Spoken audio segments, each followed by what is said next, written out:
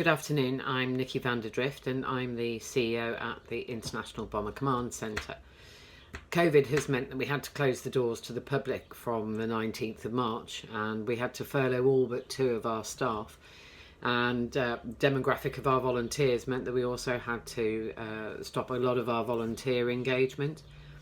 It's obviously had a dramatic effect on our finances.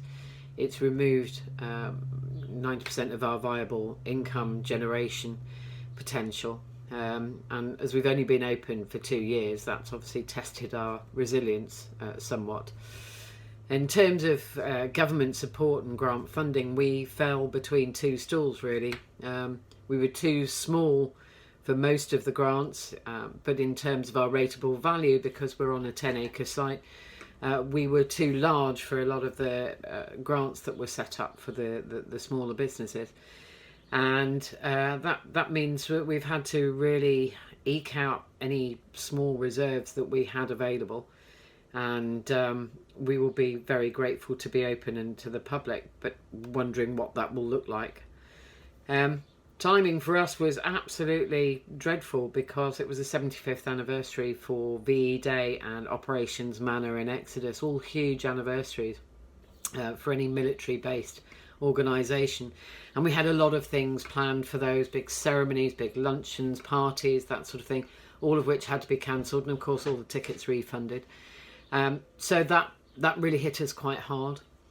But, you know, in the 8 years of bringing this project together, we've had an awful lot of challenges, and so we've had to get used to that, through that, being adaptable, having to turn around our ideas very quickly. And so we decided to look more at our digital and social media content and see how we could balance that out. And it's been really quite successful. So we have increased our social media following by 12%. Our web contacts and analytics are up by about 4%. Our digital archive is up by 6%. And one of the things that this has led to is we're now looking at a programme for digital engagement post-lockdown release, because we think that there's a potential that we're going to be in this situation for at least another year. So we're looking at how we can engage with a variety of sectors using digital mechanisms. We've been using platforms like Zoom and Teams to keep in touch with our volunteers and our staff team. And we've even run rehearsals for our choir and orchestra through Zoom, which was quite interesting. I have to say I'm really nervous about the post-lockdown. We're watching all the daily reports very closely, as I'm sure everyone else is. And we're going to hold back on opening until we're as confident as we can be that we're not going to hit a second peak.